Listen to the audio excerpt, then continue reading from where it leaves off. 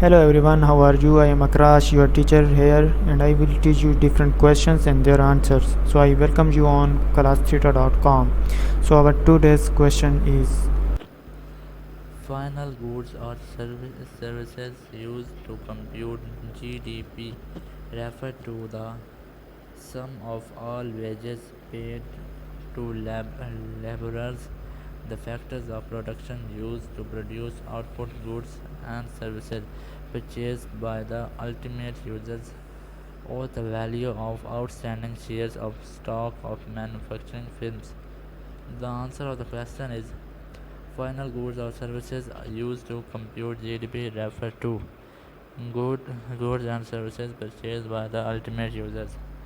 This means GDP is calculated based on the value of final goods and services bought by consumers, business, and the government, excluding intermediate goods to avoid double counting. So that's the correct answer of the question. If you have any question, just leave a comment. I will be answering you as soon as I can. Thank you very much for watching the video. Please don't forget to like, share, and subscribe our channel. Until next question, bye bye.